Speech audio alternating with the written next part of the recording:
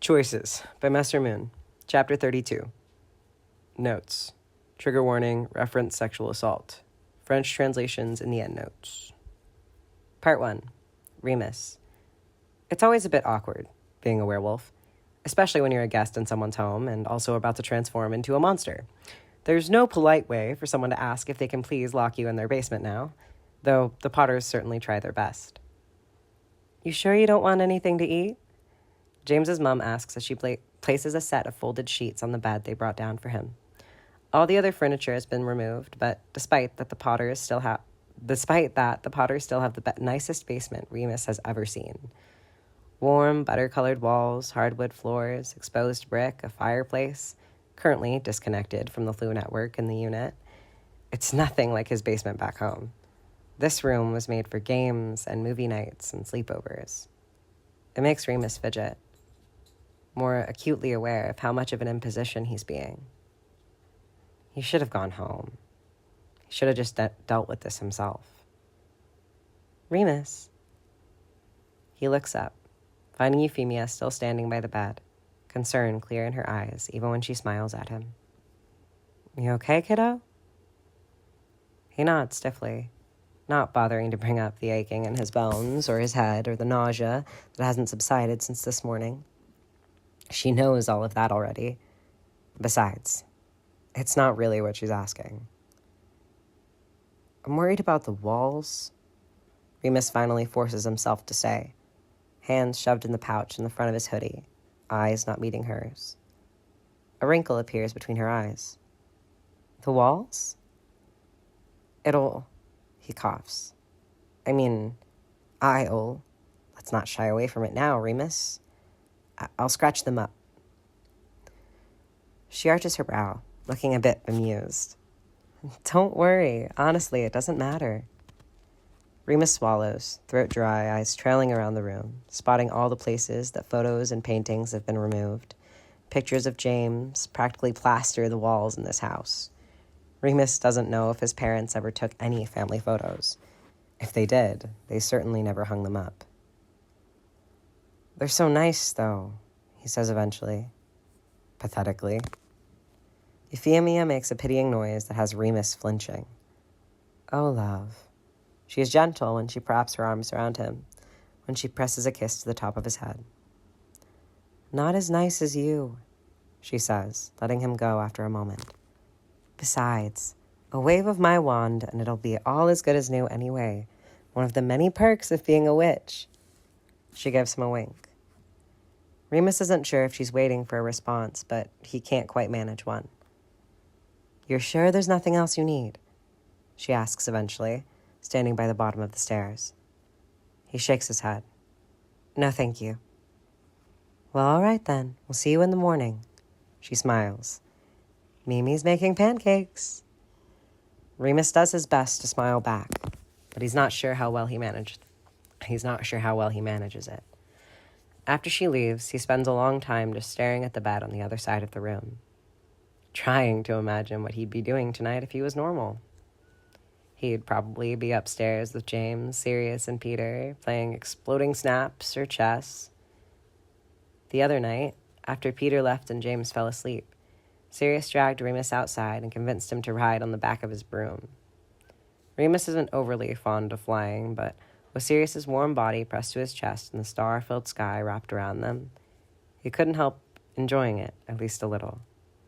Afterward, they crawled back into bed, smelling like winter and laughter, and kissed until they'd fallen asleep. He brings his hand to his chest, like the ache there is a physical thing.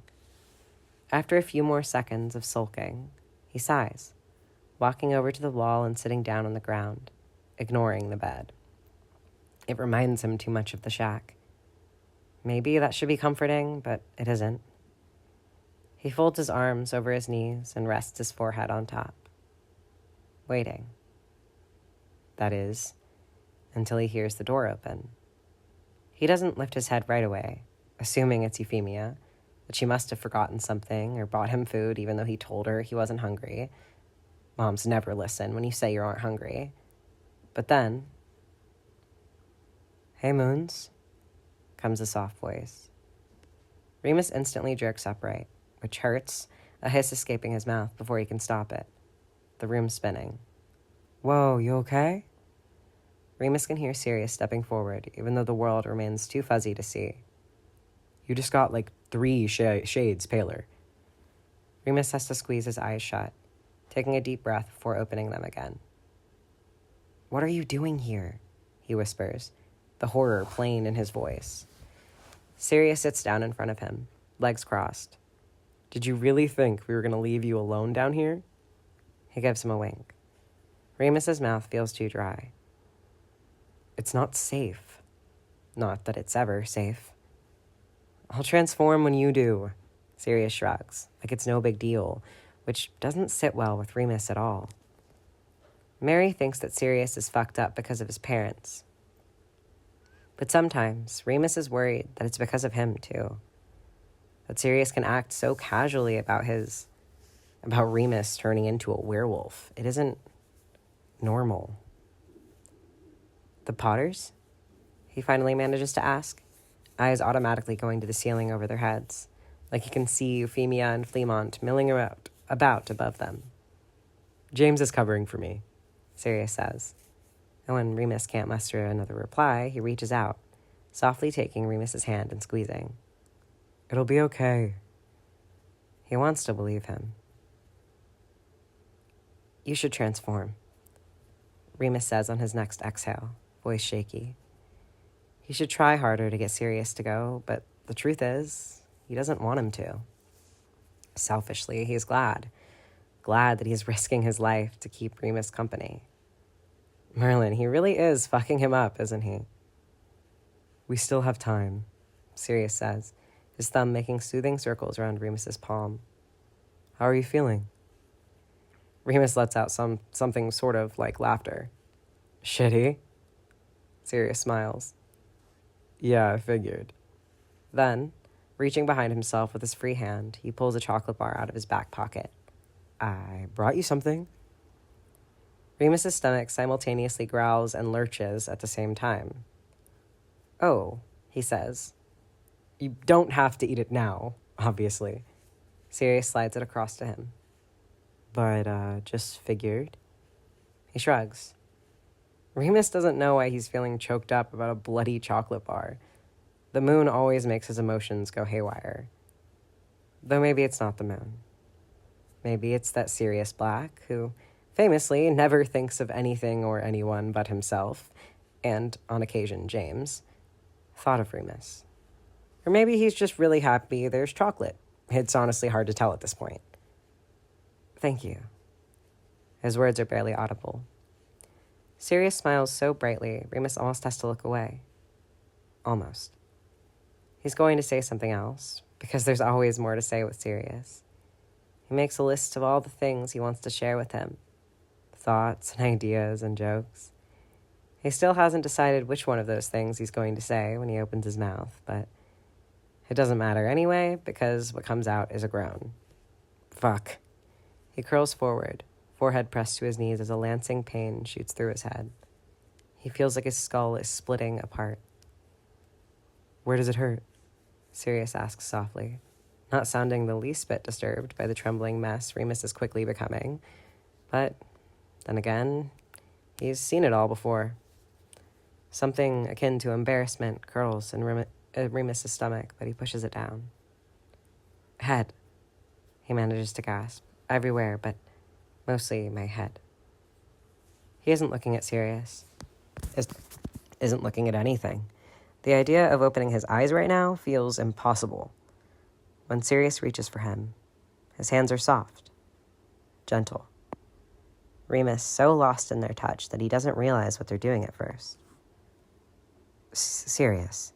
Shh, shh, shh. Sirius murmurs as he slides between Remus and the wall, fitting Remus between his legs before pulling him back against his chest. Despite himself, Remus feels his body relax, sighing at the contact, at the feeling of being so completely and utterly held. It's not safe, he says half-heartedly into Sirius's neck. We shouldn't be this close. We have time, is all Sirius says before his fingers come up and start expertly massaging Remus's temples. Remus lets out a small noise of satisfaction. Good? Sirius asks. Yeah, Merlin. Where'd you learn to do that? He feels Sirius shrug behind him. Looked it up. Remus's eyes fly open, something he instantly regrets, immediately closing them again. Seeing is way too hard right now. You looked up head massages? Another shrug. You get headaches a lot. I thought, at least this was something I could do. Remus feels his eyes start to burn. It isn't fair, really, for Sirius to do this to him on a full moon when he's already a mess, barely able to string two thoughts together. Sirius Black, you are being very sweet for Hogwarts resident bad boy. Sirius laughs, a low rumble that's all chest, giving Remus goosebumps. Don't tell anyone. Wouldn't want to shatter the illusion. Your secret's safe with me. Oh, I know. And there's more in those words than just a little witty banter. A few minutes of silence pass, with Remus sinking further and further into Sirius's touch. His fingers don't stop the pain, but they definitely help. All of him helps. Does talking make it worse or better right now? Sirius asks eventually. It's Remus's turn to shrug. It's fine. What's up? His eyes are still closed, and he can hear the drowsiness in his own voice. Sirius lets out a sigh. Something's going on between Mary and Regulus, he says after a brief pause. That's enough to get Remus's eyes open again, though he doesn't move, not even when Sirius goes on. And I think James knows about it, or, I don't know, is involved in it somehow. Well, Remus hadn't seen this coming. Why do you think there's something going on? He asks tentatively. Sirius sighs again. Walked in on them having some sort of secret conversation that was either Mary propositioning him or threatening his life. It's honestly hard to tell. Despite himself, Remus laughs. Sounds like Mary. Sirius makes a non-committal noise of agreement. James wasn't there, though, Remus clarifies. Sirius's nose tickles the back of his neck when he shakes his head. No, Mary just said I should ask him if I wanted to know more. Damn it, Mary. Remus swallows with difficulty. And, have you? Asked James, I mean? No. Another pause. He's been in a shitty mood. Remus scrunches up his face, which actually hurts right now. Since yesterday, you mean? I noticed that too. Lily was also acting weird. Sirius blows out a breath that tickles Remus's neck. Nah, he's been in a shit mood since we left school. Something's going on with his boyfriend. And considering who he is... You don't even know who he is, Remus interjects, mostly just to soothe his own anxiety, needing to hear Sirius confirm it. He grunts, fingers stilling on Remus's head, and takes everything in Remus not to whine and protest. I know he's a Slytherin, which is enough. And then, you could tell me, you know. I can't, actually. Remus... But he makes a protesting noise, burying his face in Sirius's chest. You're making my headache worse. Sirius scoffs, sounding more fond than annoyed. Pulling the full moon card, are you? It's not a card, Remus says, voice slightly muffled by Sirius's shirt. No. Sirius agrees softly, hand traveling from his temples to his hair, which Remus can't complain about. Do you think you'd tell me if I ask? Remus presses further into him, hating that he's lying to him right now. If you ask who he's seeing? No, Sirius huffs. I've tried that. His valor is too bloody strong. But if I ask about Mary and Reg? Remus bites his lower lip, holding back a yelp as a hot streak of pain shoots through his back. It's a few seconds before he can speak. All you can do is ask, is what he says, feeling like a coward. Yeah, Sirius agrees, hand still carding absent-mindedly through Remus's hair. I'll ask when we get back. Remus nods, happy to put an end to this conversation. His whole body feels like it's on fire, even though he's shivering. It can't feel nice to Sirius to be this close to him when he's all sick and clammy, but he doesn't pull away. "You'll have to let go of me eventually," Remus says, not knowing why, since it isn't at all what he wants. "I know," Sirius says, unconcerned. "You tell me when, and I will." Like it's simple. "Thank you," he hears himself say before he can help it. Sirius is silent, and Remus is pretty sure he isn't going to respond, but then he bends down and kisses the top of Remus's head. "I'm always going to be here, Remus. I promise." He sounds like he means it. "I'm not doing you a favor, this is where I want to be. Okay? I love you." Remus thinks without meaning to, almost says it out loud, but then another burst of pain explodes behind his eyes and he's forced to rip himself from Sirius's arms, falling forward on his hands and knees, breathing heavy and using all his willpower not to vomit. "Remus?" Sirius asks gently. "You should change," he chokes. And then, Merlin, it never gets easier.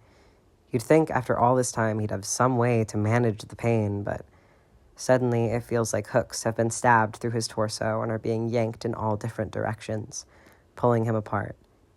He thinks he starts screaming, but he can't be sure. Reality bends and twists around him. When he comes to again, his sweaty forehead is pressed to the cold basement floor.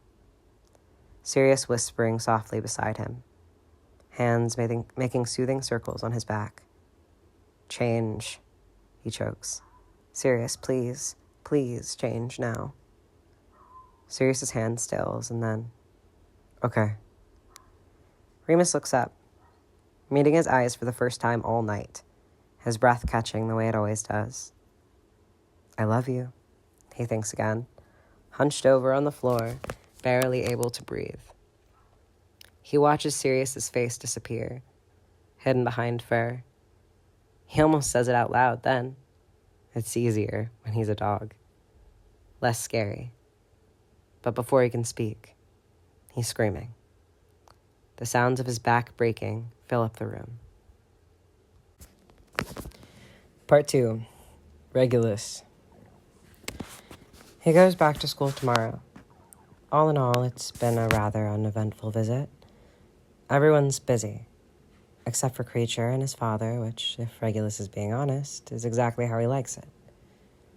If it hadn't been for his run-in with Mary, he might have even enjoyed himself.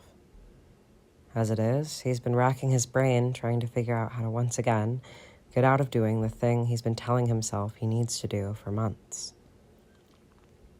Is there something he can say? Some way to phrase it that won't send James running? That'll make him understand?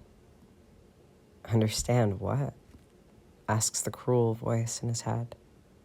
That you're every bit the coward Sirius has always said you are?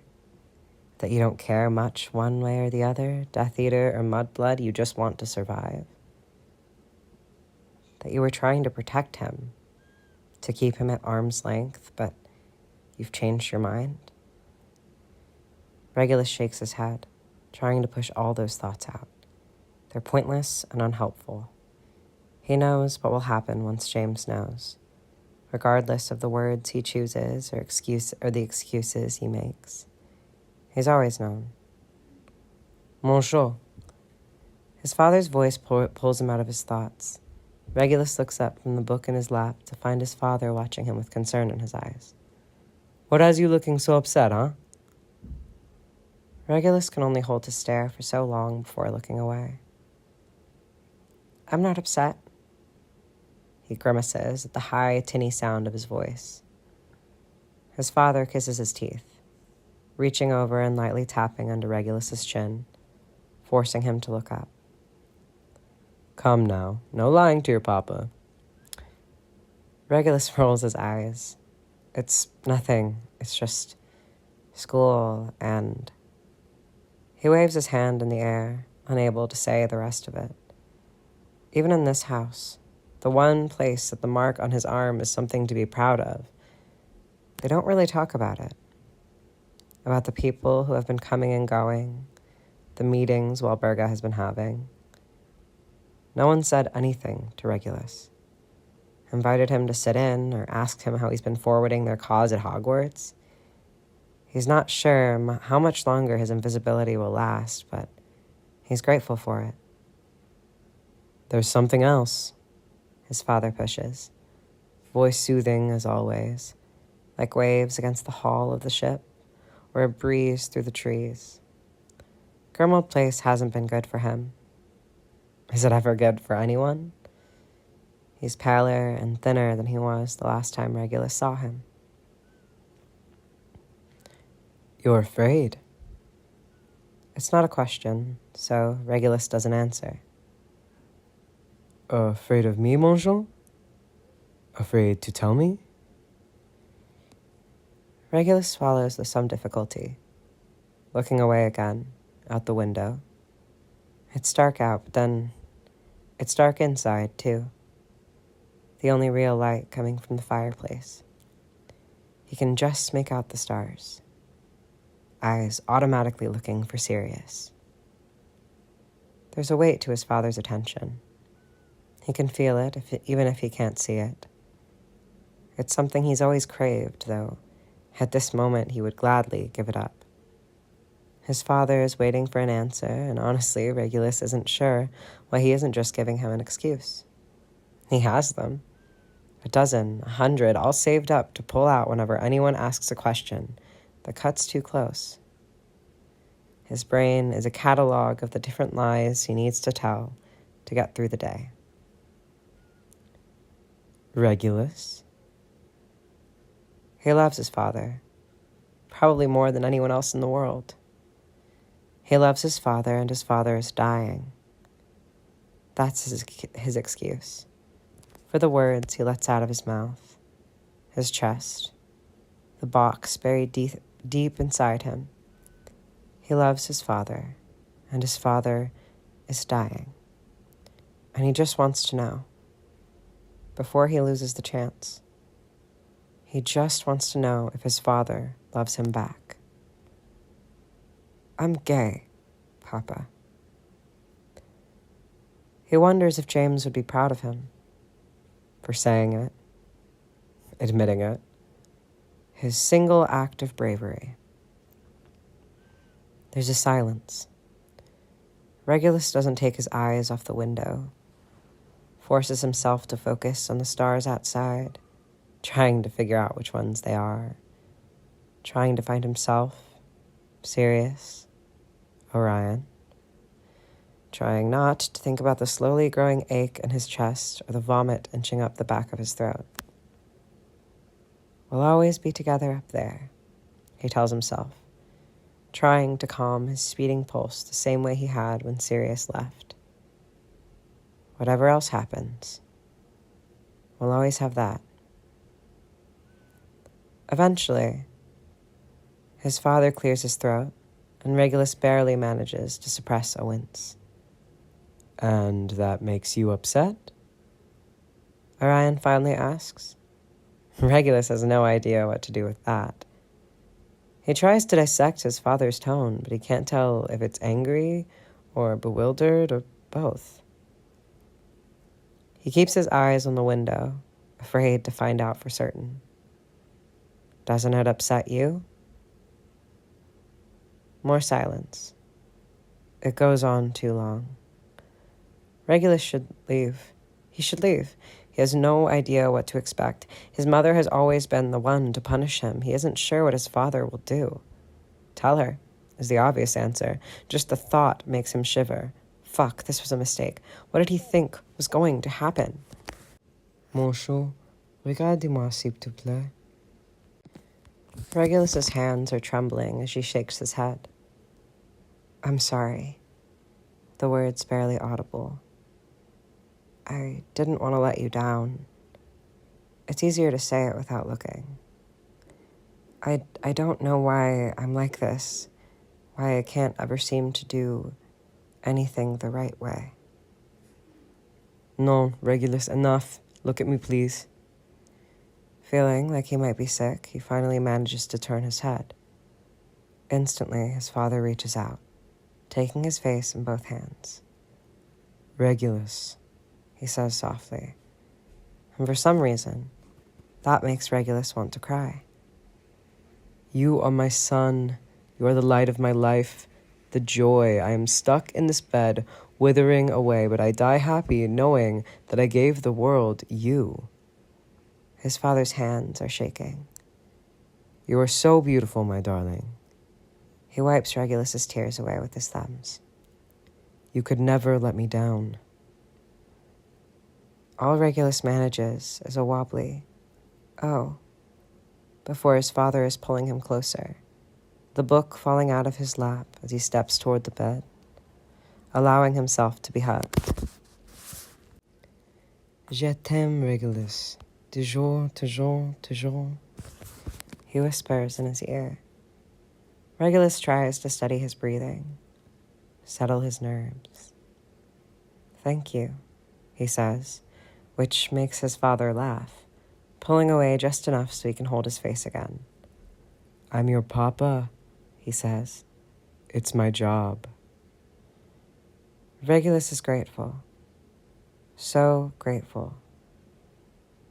But he can't help but think of Sirius and wonder where this man was when Sirius needed him.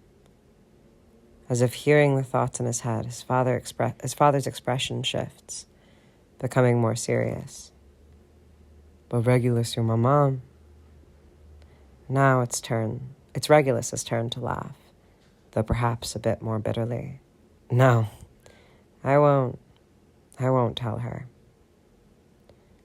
His father nods, letting his hands fall away. And there it is, Regulus supposes. The answer to his question. The sin Sirius can never forgive.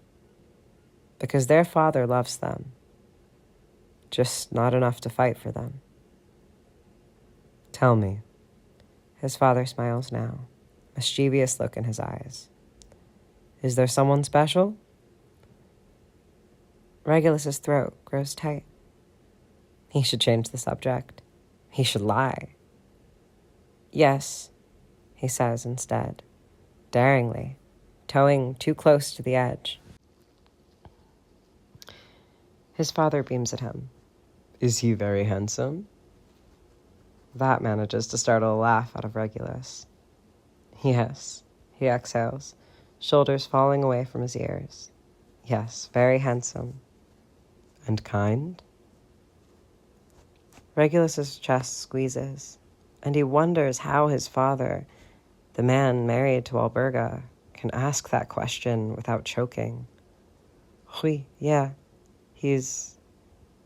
yeah, I've never met anyone." He can't seem to finish that thought, hand going to the base of his throat like he can free the words that have gotten stuck there. His father tilts his head to the side.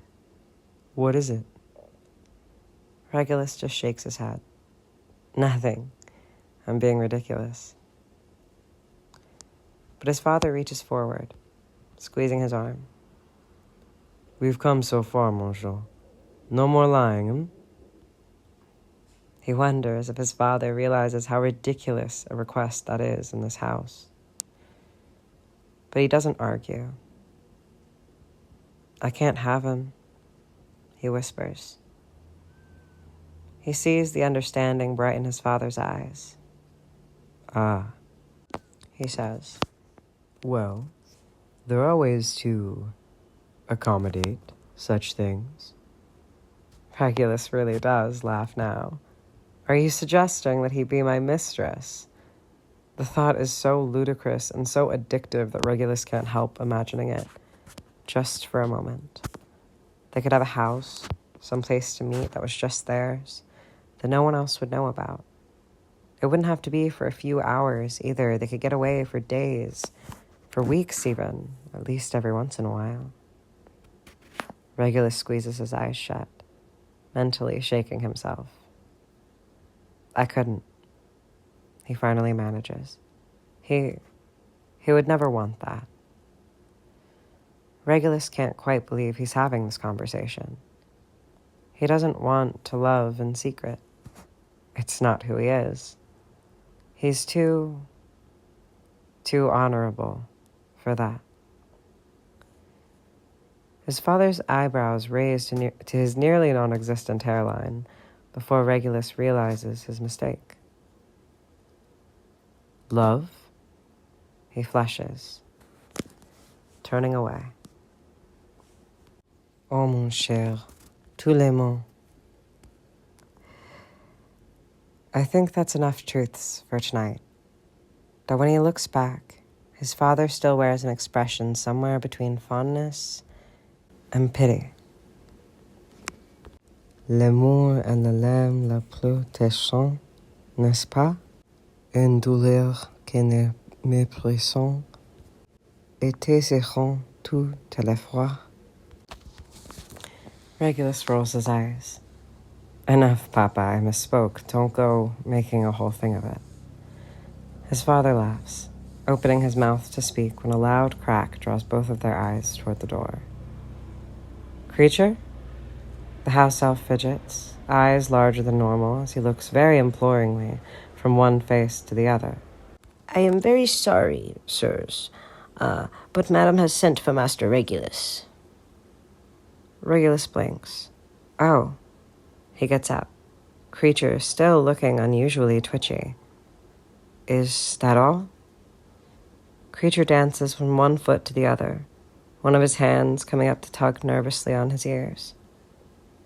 She is not alone, Master Regulus, sir. He makes a nervous humming noise that causes something to twist in Regulus's stomach. Who's she with, Creature? He asks carefully. Another whimper. He is here. It's him, Master Regulus. He's here in the dining room. He is... The house elf shivers instead of finishing his sentence. Regulus can relate, feeling something cold, suddenly dripping down his own spine. Regulus repeats numbly. You mean... Creature gives a jerky nod. The Dark Lord is waiting, sir. Part 3. James. So yeah, he's being a bit reckless. Or a lot. Definitely a lot. But Sirius and Remus are locked in the basement together, and Peter went home, and James he can't sleep. And he knows he'll see Regulus tomorrow. Knows he can't see him tonight, but because he can't get Mary's words out of his head. He tried reading and rearranging the furniture in his bedroom before he gave up and went outside to fly laps around the back garden. Flying usually helps him clear his head, or at least exhaust him, but this time it didn't. His mind was just so loud and so cluttered, and there was no one around to stop him or distract him, and then suddenly he wasn't flying laps around the back garden. He was flying to London. So yeah, bit reckless. He's never been to Grimmauld Place per se, but Sirius has talked about it enough that James knows where it is. Well, he knows what street it's on, knows where it would be on the street if it didn't have whatever charms it does that are currently preventing him from being able to see it. So he's sitting in the park across the street. It's empty and dark, one or two street lamps flickering around him, broom clutched in hand, fingers frozen, face numb. It feels both worse and better, knowing that Regulus is right there. James hadn't been old enough or strong enough to save Sirius himself, to physically drag him out of this house. But he reckons he could do it now. He's older. Well, a bit older. Enough older. He reckons he could stand a chance, if he caught them by surprise, or if he could find Regulus's room, sneak him out the window. At this point, he'd body bind him and carry him out so he would, if he wouldn't come on his own. This has gone on long enough. James has already stood by helplessly and watched Walburga destroy one person he loves, and he isn't doing it again. He isn't waiting until the moment she hurts Regulus so badly he can't recover from it. He's ending this now. Or he would be, if he could see the bloody house. Paranoid bitch, he whispers under his breath, which freezes in his mouth. It's bloody cold out, which is good. Means there are fewer people. Fewer people to see him suspiciously on a park bench all alone, and fewer people to see him flying halfway across the country on a broomstick. He flinches, thinking about that last one, really hoping that in the dark no one was able to spot him. Okay, Potter, he thinks, foot tapping impatiently on the ground as he continues to glare at a bunch of posh-looking townhouses. What's the plan? We're here. We did it. So what's next? He fiddles with the wand that's still half up his sleeve, turning it between his fingers. Does he try a revealing spell? A summoning charm? What kind of magic makes a whole house disappear? And not in a there's a big empty space here kind of way, but in a literally doesn't exist kind of way. Are you lost, little boy? James's foot immediately stops tapping. He knows that voice. Hasn't heard it in a while, but... Narcissa? His wand is now clutched more firmly in his hand as the blonde-haired witch walks toward him, dark cloak dragging behind her. She hadn't been blonde the last time he saw her, but he'd been, 11? 12? She stops in front of the bench he's sitting on, cold eyes staring down at him. What are you doing here, Potter? He should really be doing something, like running or flying, moving in any and all directions that are away from her, and yet, for some reason, he finds himself frozen. Do you live here? He asks dumbly. She arches her brow. No, I'm visiting my aunt, which brings me back to my original question. What are you doing here? James realizes he still doesn't have an answer to that. Visiting your aunt? He offers up weakly, surprised when he sees Narcissa fight back a smile. Touché. Bonjour. Are you just saying random French words? She asks. Isn't that what you're doing? He's overcompensating. When he gets nervous, he gets cocky. Narcissa snorts, running him up and down with her eyes. I can see why Sirius likes you so much. You're practically the same person. I'm prettier, though, right? His hand tightens around his wand, pulse beating a bit too fast. Narcissa steps forward and James fights the urge to flinch away. Did somebody send you here? She asks, voice a low purr. No. No? James shakes his head. I swear. She steps closer. James considers pulling out his wand, considers aiming it at her, but then that's a stupid move unless he means to use it. And he's not sure that he does. I mean, technically, he can't. And he isn't entirely sure that the Ministry will side with him if he claims self-defense against Narcissa Black. She tilts her head to the side. Does that mean no one knows you're here? James feels his whole body go tense. Because, yes, that's exactly what it means. Narcissa clearly notices because she smiles. She's beautiful, in the way that all blacks are beautiful. But she has none of the warmth of Sirius or Regulus. Her eyes feel hollow. James doesn't like it. Doesn't think she laughs very much. Well, isn't this a fabulous prize? She takes hold of his chin, jerking his head back so she can get a better look at him, forcing him more fully into the light of the street lamps. Tell me, James, what do you think your father would give up to make sure you came home safe? James's heart starts pounding against his ribs. What?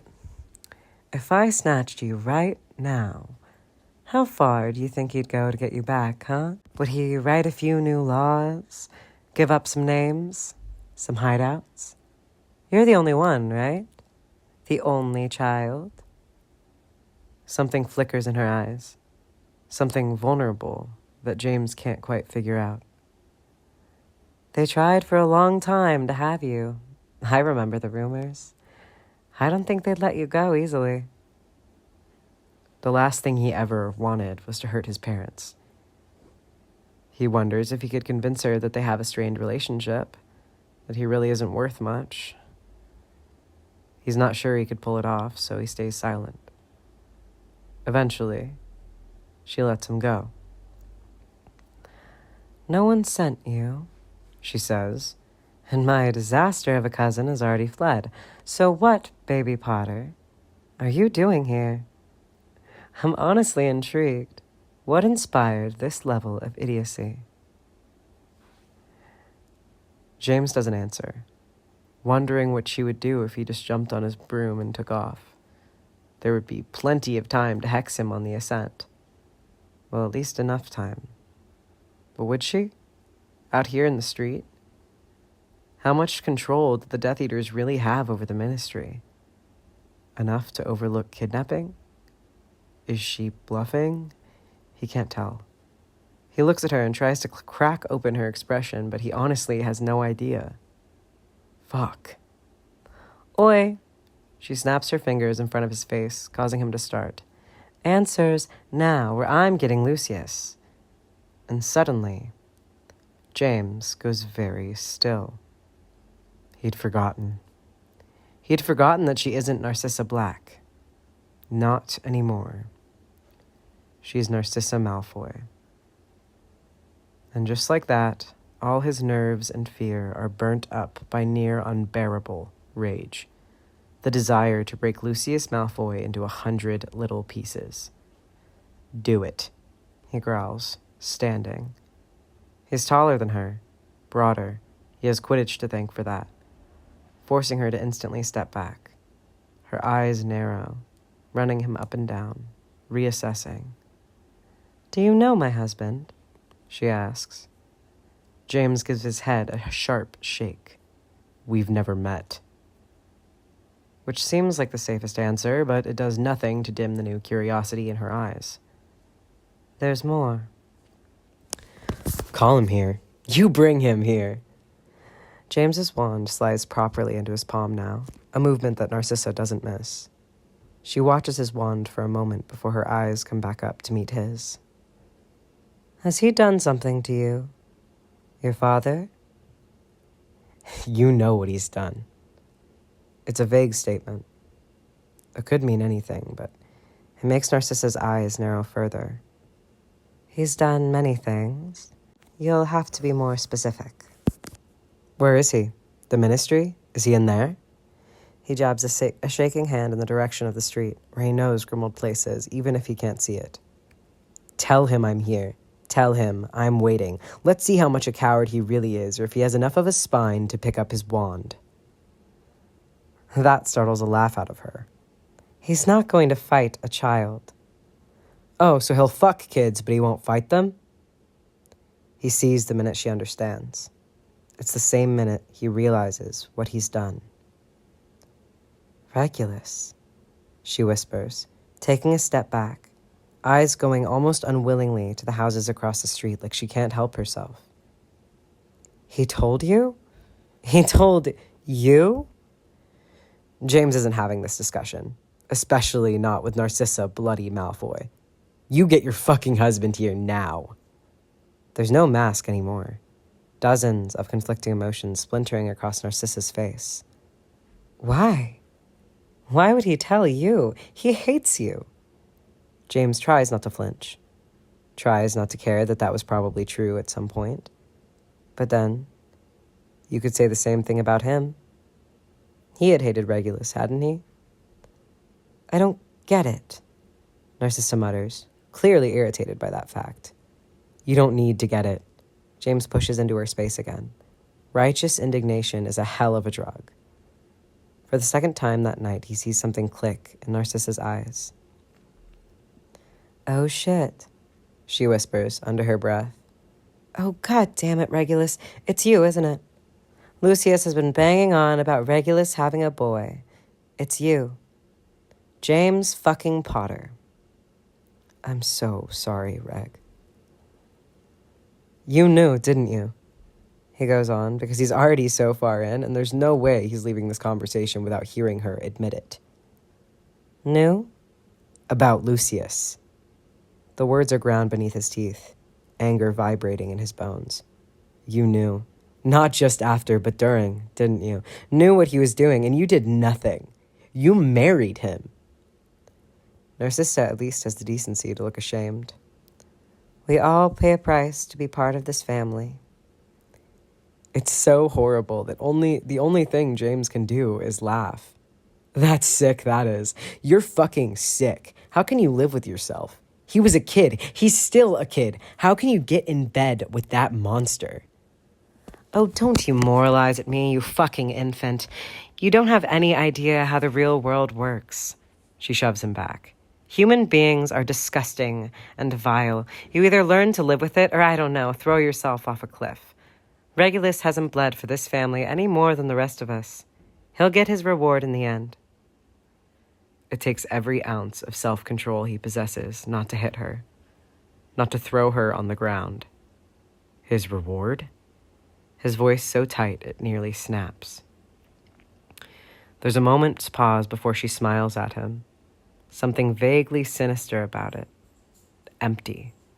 Oh, haven't you heard? We are chosen.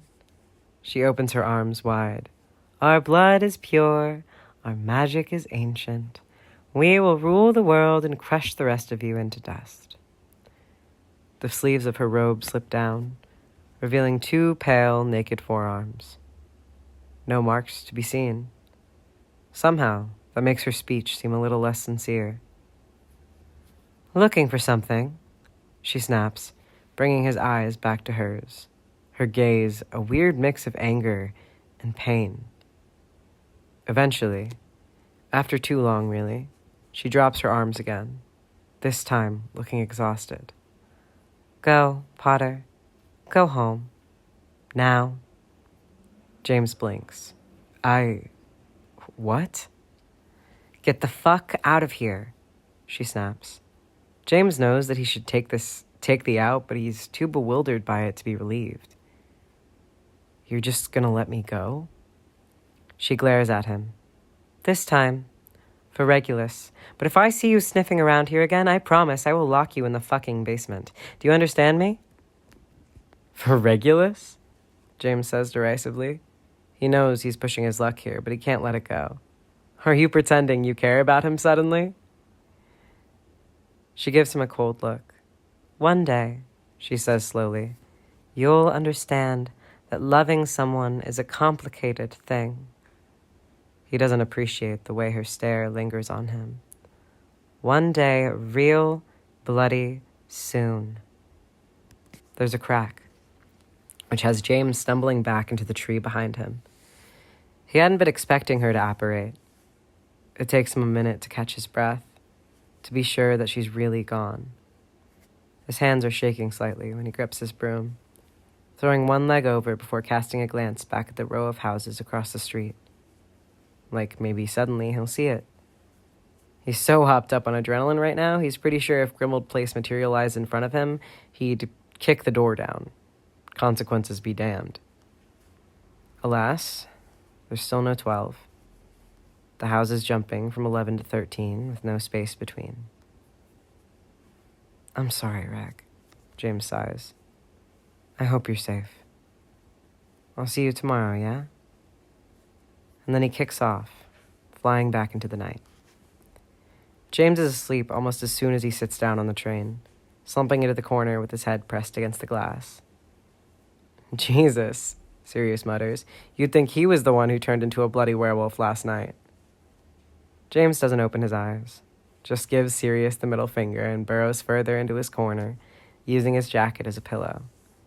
If Remus had been there, he probably would have hit Sirius, but he's already at the prefect meeting. He'd looked surprisingly well for a morning after a full moon. It's obvious that having Sirius with him had helped. James drifts in and out of consciousness, the light casting shadows through his eyelids as the train pulls through Scottish countryside. Every once in a while, Sirius and Peter's mumbled conversations drift through the compartment, but he's never awake enough to really understand what they're saying. He just wants to get back to school. He just wants to see Regulus. He isn't sure if Narcissa will have told him that James showed up at Grimold Place. If she did, he'll be in for a dressing down, but he doesn't care. Regulus can yell at him all he wants, just as long as James can see him, touch him. The compartment door slams open, starting James upright and causing him to kick Peter in the process. Ow! What the hell, Prongs? He rubs testily at his side. Sorry, James yawns, running a hand over his face before he looks up to find the cause of the disturbance. Remus is standing in the doorway, a grimace on his face. Finally finished with your official duties? Sirius asks, tugging lightly on Remus's robes, but Remus doesn't look down. James, can you come here a minute? James's still half-asleep brain isn't quite able to process that request. You want to talk with him? In the hallway? Sirius asks, clearly as confused as this by this as James. Yeah, Lily has something she wants me to tell him. So, James? Sirius lets out a low whistle. Shit, what'd you do, Prongs? He'd almost forgotten about Lily.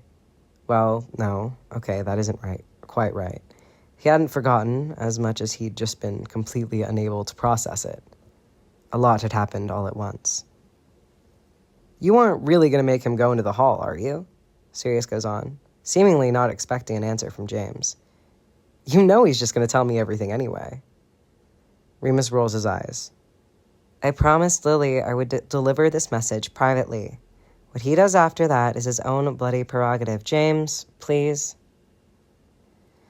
James finally manages to get to his feet, fighting with Sirius on his way out the door as the other boy tries to trip him, Sirius laughing as the compartment door slides shut behind him. James huffs, straightening out his t-shirt and staring at Remus. Well, what? But Remus shakes his head. Not here, he hisses before he starts walking quickly along the train. James has no idea what to do other than to follow him. They're nearly at the end of the car before Remus turns into another compartment. An empty one, James realizes. Moons? He asks, stepping inside and watching Remus shut the door behind them before casting a muffliato. Remus sighs, bringing his hands to his face and then wincing when his fingers drag across the still fresh cuts. James waits for him to speak, but he doesn't. Just stands there looking like he'd rather be anywhere else. Okay, Remus, you're starting to scare me now. He sighs again. Sorry, I don't know how to... He trails off. Maybe you should sit down? James arches his brow. Is this really about Lily? Remus shakes his head. Though I do think you're going to have to talk to her at some point, because there was definitely something off today. You never said what happened on Moons, James interrupts. You're rambling, and as much as I would love to listen to you for hours, I'm going to need you to tell me what's going on. Right, Remus nods. Yeah, of course, sorry. They go back to standing in silence. Moony? His eyes flutter closed for a minute, and James watches him take a deep breath before he opens them again. New determination in his eyes. It's Regulus, James. Which may be the most terrifying sentence James has ever heard, his stomach instantly dropping into the soles of his shoes. What's Regulus? What do you mean? Fear is plain in his voice, but James makes no attempt to hide it. Remus looks at him sympathetically. He didn't come back. What? Something cold cascades down his spine, pools in his chest. He's going to be sick, going to pass out. That's not how... Are you sure? Remus nods slowly. He wasn't at prefect meeting, so I asked Circe Greengrass. She said he never showed up. That she went looking for him, but Barty and Rosier haven't seen him either. Didn't seem to know where he is. Or if they do, they wouldn't tell her. James shakes his head. No. James? Black spots have started appearing in his vision. What if Narcissa went to Walburga? Went to Lucius? What if this is his fault? James, breathe. Fuck, breathe. He feels Remus's hands on him, feels himself being guided into one of the seats, his head pushed gently between his knees. I can't. I have to go. I have to go get him. He'd been right there. He'd been so close. You know you can't. No, please, Remus, you have to help me. I can't leave him there. I can't leave him with them. They'll hurt him. Fuck. This is my fault. This is all my fault. I'm so sorry. I just wanted to keep him safe. He isn't breathing anymore. Words dripping out of his mouth, tangled up in one another, all half sobs. James, it'll be okay. We'll figure something out, I promise. But right now, I need you to breathe. Please. For me. He feels Remus's hand squeeze the back of his neck. In, out, James. In, out. I can't. It's my fucking fault. He told me to stay away, and I didn't. He told me what would happen if they found out, and I told him I didn't care. I can't. Shh, Remus says calmly. Hand still a steady weight on the back of James's head. Don't go thinking up worst-case scenarios, okay? We don't know what's happened. James still feels like he's choking on every inhale. What if it was serious? He whispers, feeling Remus stiffen next to him. I promise I'll help you, Remus says, barely louder than James. I promise. James wants to tell him that he believes him, but he can't quite manage it. Eyes squeezing shut, head still between his knees. I'm sorry, is all he can think, over and over again. I'm sorry. I'm so sorry. Chapter endnotes. French translations. Mon chou, sweetie, sweetheart. Mon cher, my dear. Mon chou, regarde-moi, s'il te plaît. Or whatever that was. Sweetheart, please look at me. Je t'aime, Regulus, toujours. I love you, Regulus, always. Oh, mon cher, tu l'aimes? Oh, my dear, do you love him? L'amour, I don't remember how I said this. L'amour est la proie tranchée, n'est-ce pas? Une douleur que nous méprisons et désirons tout à la fois. Love is the sharpest blade, isn't it? A pain that we both despise and desire. Oh my god, so much French. I'm so sorry. Hello, beautiful people. I really like this chapter. I don't know why, I just do. All 3 parts got me feeling some type of way, you know? Anyway, I hope you like it too. Thank you always. Choices by MesserMoon. Chapter 33. Chapter summary. Extreme Where's Waldo. Chapter notes. Listen, I think I probably mess around with HP magic lore in this chapter, and also maybe how Quidditch works, but I like it, so I'm keeping it. Part 1. Lily. Lily isn't sad. Really, she isn't. Not about James Potter announcing to half of London that he doesn't want her anymore, or about Mary going behind her back and talking to him in the first place. Those things are stupid and silly, and they don't matter, so she isn't sad about them. Not even a little bit. Not even at all. In fact, she's barely thought about either one of those people since New Year's. So, there. Have you seen my charms textbook? Marlene asks when Lily emerges from the bathroom after taking a shower that was both too long and too hot, but not because she's sad. No? She very pointedly does not make eye contact with Mary. God damn it! Marlene is currently on her stomach, halfway under her bed, throwing random items into the middle of the floor in her frantic search. Mar, dear, Mary says, sounding bored. She's perched in the window, inspecting her nails. You do know you're a witch, right? Just Accio that sucker. The frantic searching stops as Marlene crawls back out from under her bed, sitting back on her heels, blonde hair a mess. Oh, she says, a little breathlessly. Yeah, right. Good call. Lily finishes getting dressed as Marlene gropes around for her wand. Shouldn't you two be at practice? She asks, forcing her voice to sound casual. Because she isn't sad, so how else would her voice sound? No, Mary says tightly. James canceled it. Lily turns to face her roommates, directing her look of astonishment at Marlene specifically.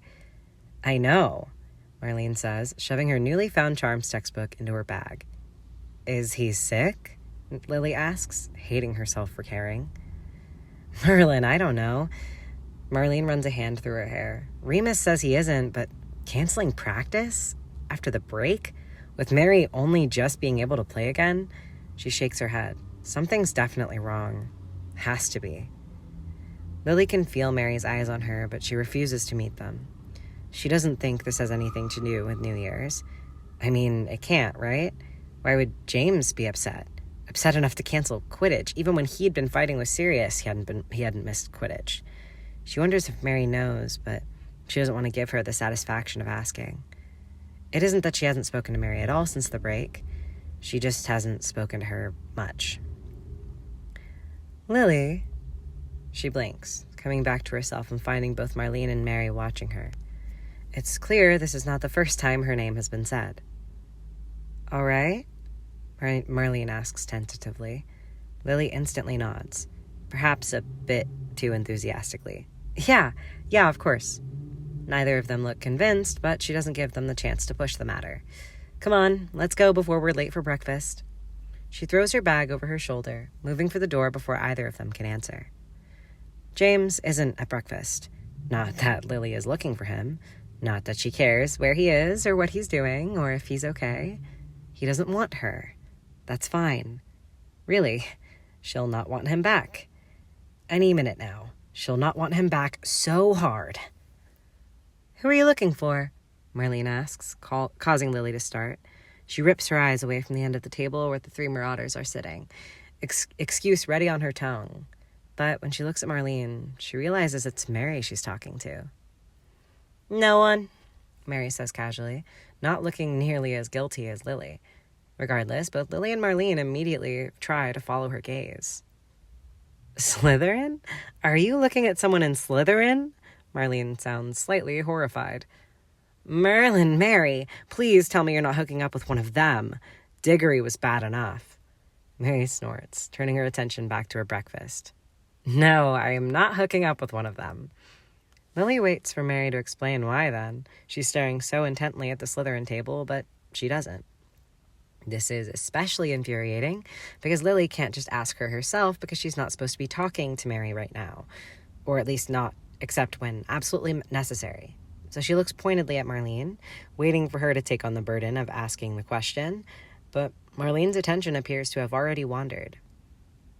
Oh, hey! Marlene waves at Dorcas Meadows, her voice about 2 octaves higher and more chipper than it had been only 30 seconds earlier. Hey, hi, good morning.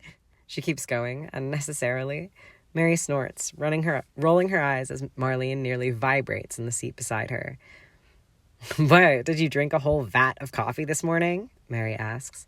Marlene only elbows her as Dorcas reaches them. Hey, guys. Dorcas looks a bit uncertain. Hey! I think you've covered the greetings, Mar. That comment earns Mary another elbow. Can I, Dorcas blushes as she mumbles. Is it all right if I sit here? Yeah, of course. Marlene is so eager that Lily half expects her to pull out Dorcas's chair for her. Thanks. Dorcas smiles as she takes her seat. It's not that Dorcas never sits with them, it's just that she has her own group of friends. She's more of what Lily thinks of as a walk-by-and-wave acquaintance. How's it going, Dorcas? She asks, trying to get herself together. This morning has already been a lot, and it's not even 9. Pretty good. You? Lily knows her smile is strained. I'm excellent. Mary does not bother to acknowledge that someone else has joined them. Well, at least not until Marlene kicks her under the table. Rolling her eyes at her best friend, she offers Dorcas a sardonic look. Meadows? MacDonald? Dorcas returns, looking like she's trying not to smile. When silence falls after that, Dorcas clears her throat.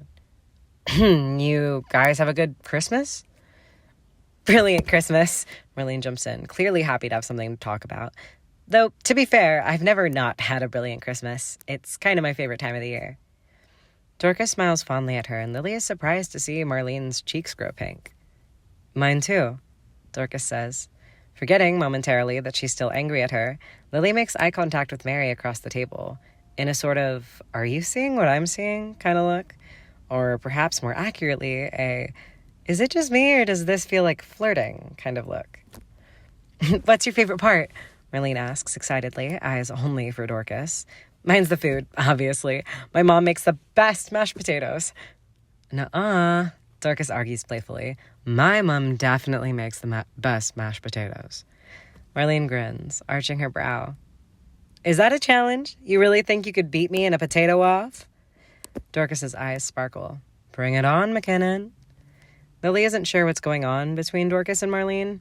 On the surface, there's nothing overly intimate about their conversation.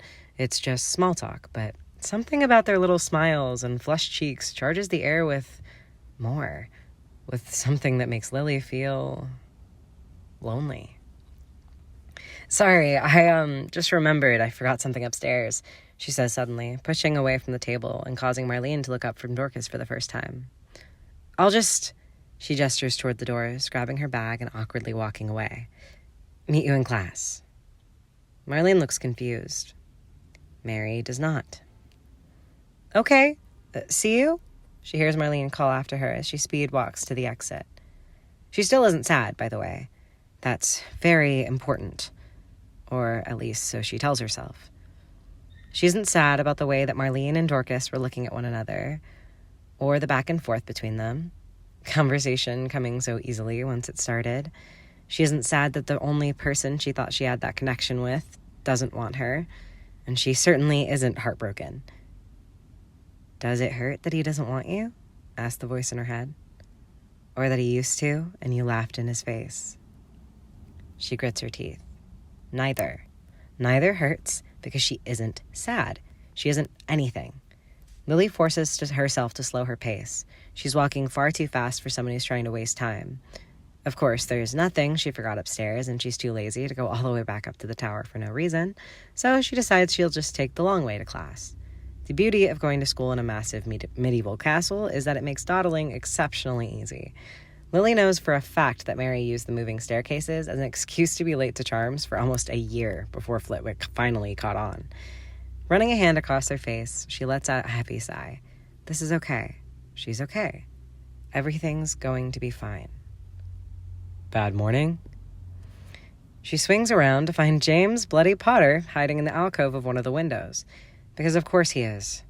Lily doesn't know what she did to piss off the universe this much, but she's more than ready to sacrifice a goat or something and beg for forgiveness.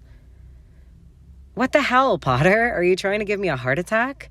She stutters, cheeks flushing with embarrassment like she'd just been caught doing something embarrassing, which is stupid, especially since he's not even looking at her.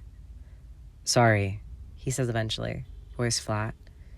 It's not a tone that suits him. For half a heartbeat, Lily pretends that she's going to walk away. Whatever's going on with James Potter is none of her business. For her own health, she needs to stay as far away from this boy as possible. Yet, somehow, she still finds herself stepping toward him. He doesn't look up, but she can see the blank look in his eyes.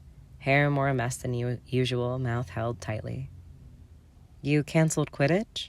She says nonsensically because he isn't speaking and she can't stand the silence. He nods, expression unchanged. That I did. You never cancel practice. At first, she thinks he isn't going to answer her.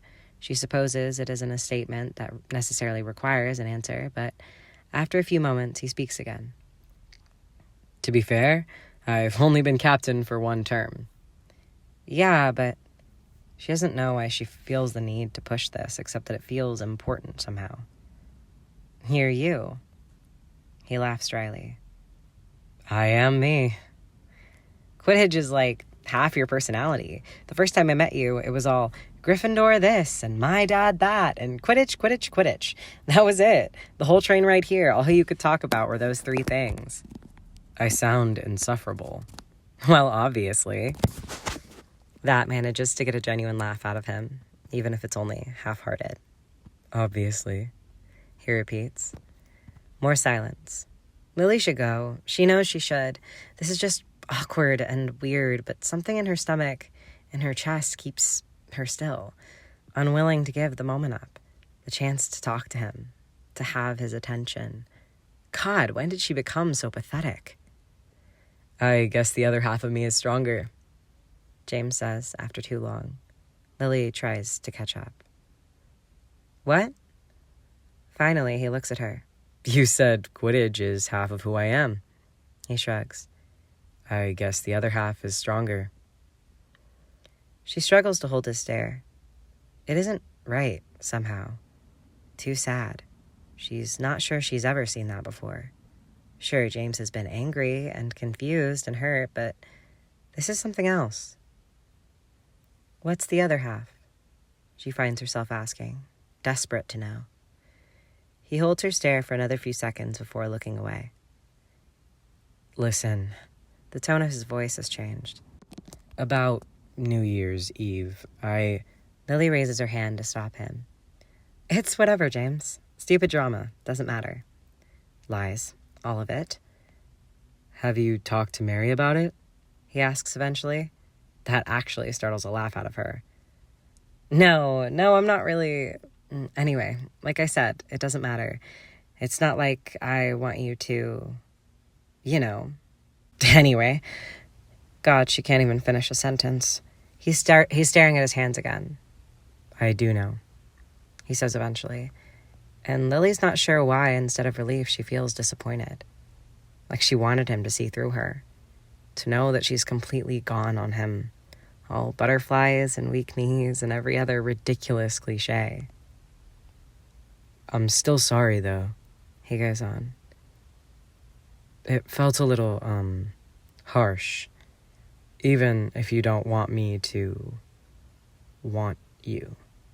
They both cringe, though Lily suspects for different reasons. All right, well, apology accepted then, she says, eager to move past this. Except that it becomes immediately apparent that James has nothing else to say to her. Go, she shouts at herself. You're being weird. He clearly wants to be alone. Just go. Are you all right, James? She finally asks, voice soft, feet very much not moving. He laughs without humor, picking at his fingers. Nah, I don't think so. He says it so casually that for a moment, Lily's almost certain she misheard. Can I help? She asks pathetically. Did something happen over the break? Your parents... James shakes his head. It takes a long time for him to speak.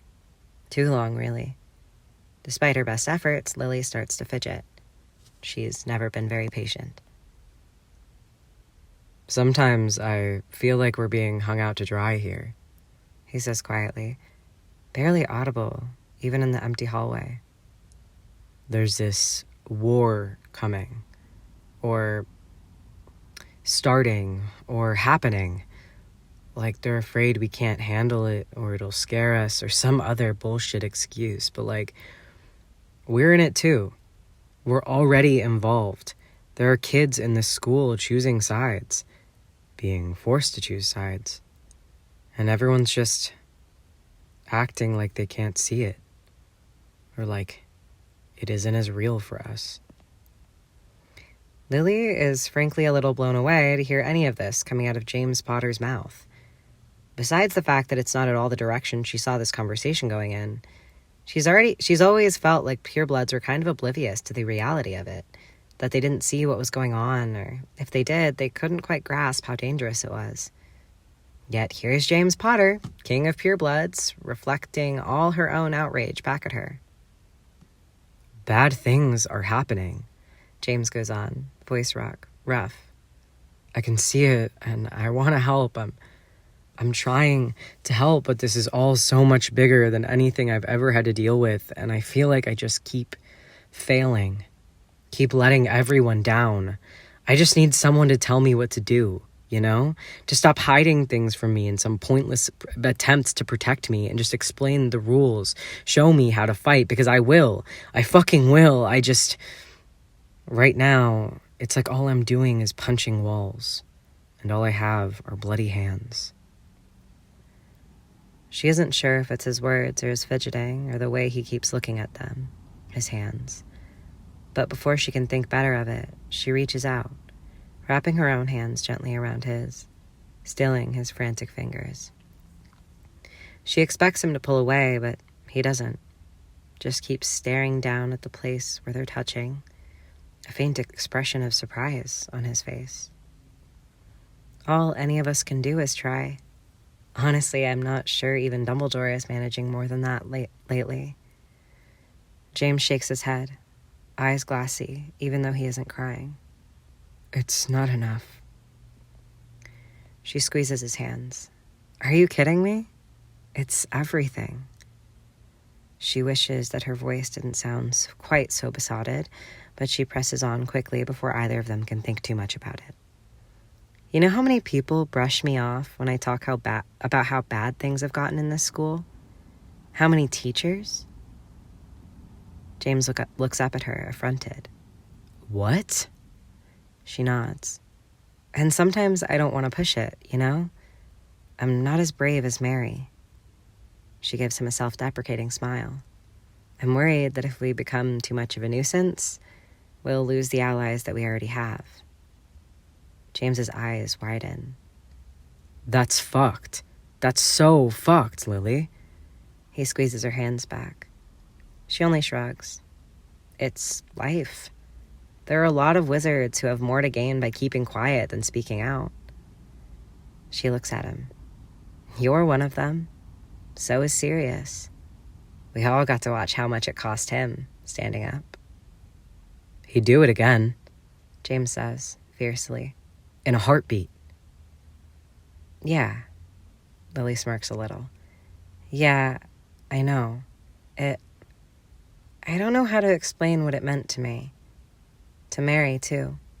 Watching him walk away. Watching you help him, support him. With the exception of a few, most people aren't awful to your face. When push comes to shove, they don't have our back. Aren't going to risk anything. She swallows, throat dry, trying to get her thoughts in order so she can stop giving him a bloody sermon. What I'm trying to say, she goes on eventually, is you seeing what's going on, you caring, it's important. It's enough. He holds her eyes, searching her face. I'm here for you. You know that, right? If something happens... His voice is warm. If he's ever spoken to her like this before, she can't remember it. All artifice and performance stripped away. He speaks with heat and care and something that makes her chest ache. I'll always believe you. Always. Oh, fuck him. Fuck him all the way to the center of the sun. What gives him the right to look at her like that? To say that to her and not want her? Because he doesn't.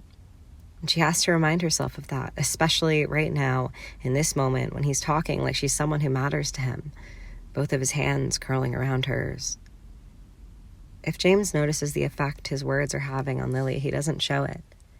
Instead, he lets out a sigh, head falling back against the wall behind him as he closes his eyes. It takes Lily an embarrassingly long amount of time to get herself together. Did something happen, James? She asks again, because she can't quite imagine that this all has come out of nowhere. She sees him swallow, sees his eyes squeeze more tightly shut. I need to find someone. I think they're in trouble, and it might be my fault, so I have to find them, but I don't know how. Lily nods, taking that in. She has no idea who it could be, since all the other marauders are accounted for, but she decides not to push. If James doesn't want to tell her, he doesn't have to. I'm assuming there's no one who can help? James shakes his head. Okay. Lily's mind is already humming with possibilities, looking for something, anything that she can do, any way that she can help. Maybe there's a spell? He shakes his head again. I've been looking. So is Remus. We asked Flitwick and McGonagall.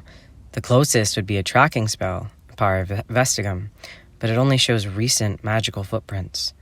It doesn't reveal someone's location. Lily blinks, something clicking into place.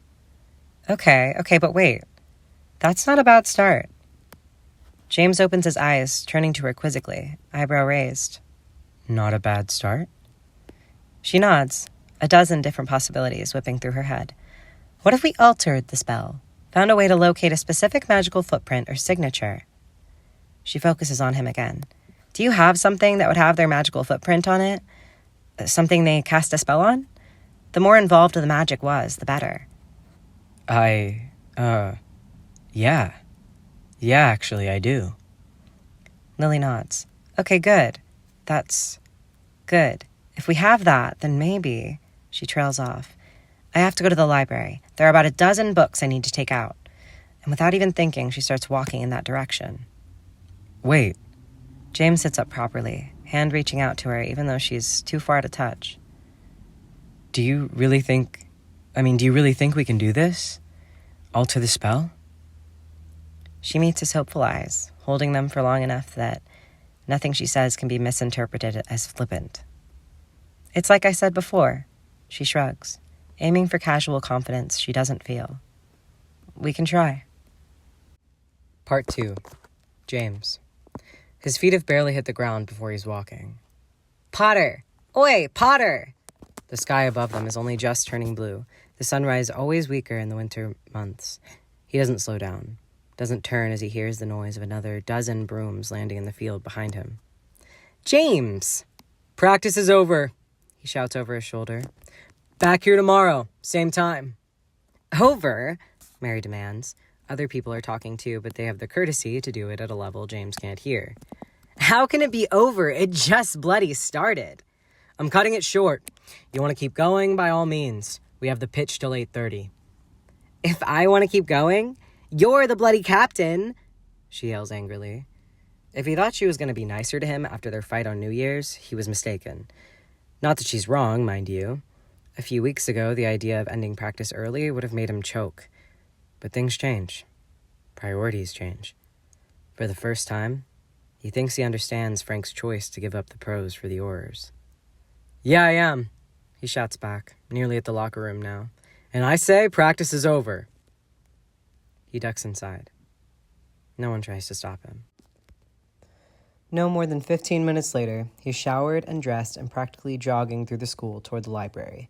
It's early enough that the corridors are still pretty deserted, at least the ones that don't lead to the Great Hall, where the smell of bacon and syrup call out to his already grumbling stomach, but food will have to wait. There are 2 other students in the library, but few enough that he spots Lily and Remus instantly, heads bowed together, books spread out in front of them. Hey, he says, dropping down to the free seat next to Lily. Both Remus and Lily jump, nearly colliding heads. Jesus, James, Remus says, clutching his heart. A little warning next time? James arches his brow. More warning than hey? I thought you had Quidditch, Lily asks. He nods. I did. Ended it early. So... He nods at the book currently open between them. Find anything? When his gaze meets Lily's, he realizes how close he's sitting to her. He's never noticed before. The flecks of gold in her eyes. Lily shakes herself, similarly distracted, it would seem, though James doesn't know by what. We've found the right conjugation, we're pretty sure, but something is missing from the end of the spell, something to give it strength, a far reach, geographically speaking. Remus gestures to the open book, and James can see lists of different letter combinations and their magical properties, along with a small description on the power of certain syllables. Couldn't it be a wand movement? He asks after a minute. Lily nods, reaching over him to tap on the large stack of books in the center of the table. Those are next, she says with a small smile. James stares at all the work they still have to do, his foot starting to bounce anxiously under the table. He keeps waiting for Regulus to just show up at breakfast one day, healthy and safe. It's an unlikely scenario, but it's the only thing keeping him from losing his mind. The spell is taking too long. The 3 of them are doing everything they can, but it's still not enough. Lily places a warm hand on his forearm, stilling him. It'll be okay. We'll find them. I promise. He gives her a tight smile. He knows she has no real choice but to say that. He also knows it's not something she can actually promise. Let's show him the map, Lily says finally, tearing her eyes away from James to look at Remus, who's giving them a questioning stare that James doesn't really understand. Yeah, okay. He nods after a second, pulling out his wand and spelling the books off the table into neat little stacks on the floor. Both Remus and Lily stand, so James follows suit, watching as Lily pulls out a large rolled map and begins unfurling it on the tabletop with Remus's help. Black ink and beige canvas stares up at James, and it only takes him a minute to realize what he's looking at. Britain? He asks, looking at his 2 friends for confirmation. We should be able to get the spell to stretch far enough to cover approximately this land. But no more? James asks. Remus grimaces. Magic across borders gets tricky for a lot of reasons, not just distance. Trying to stretch the spell further would weaken it and, potentially, alert the authorities to what we're doing. James nods, feeling something like fear gnaw at his stomach. Makes sense, he says, staring back down at the map. You think they might be on the continent? Lily asks curiously. James just shrugs. No idea. Though he hasn't been able to shake the feeling that Regulus might be in France. He's never mentioned it before, but Sirius has, and James knows the Blacks have connections there. So, James says finally, trying to stay calm, what's the plan? How will it work? Well, Lily goes on, I mean, it's fairly simple, really. We cast the spell on the object with their magical footprint, and then as soon as they use magic, it'll be able to show us where they are on the map. James's eyes trace the lines in front of him, roads and rivers and town borders. It's possible, of course, that the spell will tell him that Regulus is at Grimmauld Place, but if James is going to storm the place, he wants to make sure. And, says the voice in the back of his mind, if he's casting spells, that means he isn't dead. James shakes his head, instantly trying to get that thought out. Regulus isn't dead. There's no way. Walburga would never let anything happen to her only remaining heir. Unless she found out that he's queer, the voice goes on. Unless she found out that she's been betrayed again. He takes in a shaky breath, hand reaching out to grab hold of the table. No, he thinks. Has to think. That isn't what happened. That can't be what happened. James? Lily asks tentatively, causing him to look up and find both of his friends eyeing him with concern. What the hell? All three of them whip around to find a pissed-off Sirius marching toward them, Peter in tow. Mr. Black! Madame Pince, the sharp-faced librarian, stands up behind her desk by the front doors. Black-haired, pulled into a tight bun, she glares daggers at Sirius. You will keep your voice down in my library. It's very clear to James that Sirius is struggling not to roll his eyes. Yes, Madame Pince. Quieter, please, she pushes, and while normally James would thoroughly enjoy watching Sirius get taken down by the school librarian, he really doesn't need his best mate to be in a worse mood than he already is. Sorry, Madame Pince, Sirius repeats through clenched teeth, voice nearly a whisper. Pince nods her head sharply. If I have to tell you again, you'll be kicked out. Understood? Yes. Very well. Continue on. She waves a bony hand in the air as she turns back to the parchments in front of her. Fists at his sides and fire burning in his eyes, Sirius stalks toward them. Fuck. James hears Remus hiss under his breath, and quite frankly, James has to agree. What the hell? Sirius whisper shouts when he gets to their table, eyes quickly dropping down to the map spread between them, which basically makes them double fucked because they can't even pass this off as homework. You fucking ditched me. Us, Peter corrects from his side. Sirius waves a hand in a yeah gesture. I had Quidditch practice, James says, feeling like that's a pretty solid excuse until Sirius turns to him with narrow eyes. Library's a weird fucking place for Quidditch practice, Prongs, which is, admittedly, a good point. It, ended early? He says, rubbing the back of his neck. Ended early? Sirius demands. First you're canceling practices, and now you're ending them early? That is a little suspicious, James, Peter adds unhelpfully. Yes, thank you, Wormtail. Are you dying or something? Because the way you've been acting, I would fucking believe it. Sirius snarls, not sounding nearly as upset as James thinks he should about the idea of his best mate's ultimate demise. Sirius, your voice, Remus warns, eyes flicking to Madame Pince, who is now eyeing them threateningly. And you. Sirius turns on him. Don't even get me started on you, sneaking out of bed in the middle of the goddamn night. Remus looks affronted. I did not sneak. Really? I don't remember hearing anything. Do you, Pete? Peter shakes his head. Nuh-uh. Remus rolls his eyes. You two sleep like boulders. I don't need to sneak out not to wake you. The question is, why are you two scurrying off while we're asleep in the first place? Sirius waves an angry finger between Remus and James. This is like the third time this week, and what the hell is Evans doing here? The three of them stare back at him and then at one another, unsure of what to say at this point. Studying? James offers up weakly, which is, of course, the wrong thing to say. You have got to be kidding me. Sirius laughs humorlessly. Why don't you just tell me you're going for a walk? James sees it then. Sees something click in Sirius's brain. This is about him, isn't it? Him? Lily asks. Sirius? Does she know? He jabs an accusatory finger at Lily. Did you tell her? Does she know who he is? Who is? Lily demands, which, if Sirius had been paying attention, he would have seen as a clear sign that James has told Lily almost nothing. But of course, he wasn't. First Remus, and now Evans? Do you trust everyone more than you trust me? James flinches. No, he says weakly. Padfoot, listen. Mr. Black! Madame Pince's voice cuts across the library. She's standing again, arms folded across her chest. I told you not to make me ask you twice. James watches Sirius struggle to get himself under control enough not to snap at her. It's my fault, Madame Pince. Sorry. James tries to jump in, but the librarian only holds up her hand. I know whose voice I heard, Mr. Potter, and it wasn't yours. She glares very pointedly at Sirius. Get out, Mr. Black.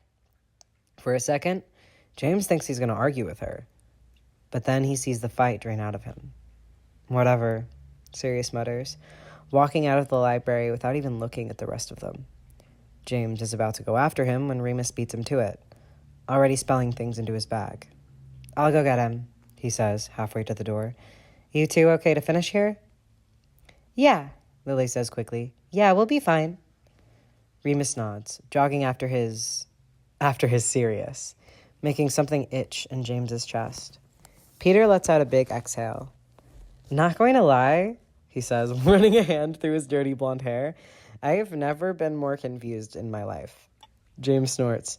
This is a lot coming from you. Peter glares. Oh, fuck off. But there's no heat in it. And James gives him a half-hearted smile before Lily clears her throat. Should we, She nods toward the map before looking at Peter and then James. Or do you want to do this later? James shakes his head. They're already taking too long. He doesn't want to waste any more time. Pete, mind giving us a minute? I'll meet you in the Great Hall, yeah? Peter looks between James and Lily a few times before nodding. Sure. Yeah. Okay. He looks like he's going to walk away, but then pauses. I'm glad you two have worked things out. It's always better when you're getting along. James finds himself taken off guard, but before he can think of a response, Peter's already halfway out the door. Well, Lily sighs beside him, collapsing down into her chair. That was a lot. Yeah, James says, copying her. Sorry about that. She waves her hand, knocking his fears away. So, she says eventually, do you have the item for me? The one with the magical footprint?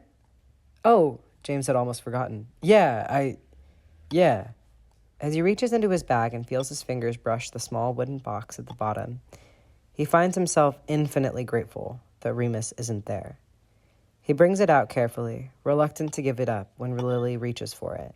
He has the absurd desire to pull away, to tell her not to touch it. He does neither of those things, of course. This is beautiful, she says before her eyes flick up to him. Can I open it? He clears his throat. Yeah, you can open it. He sees the confusion on her face as her eyes find the red ball inside, resting on its satin cushion. She stares at it for a few seconds before looking back at him. It's a quaffle, he explains softly, ignoring the ache in his chest, ignoring the memory of Regulus's face when he'd given it to him.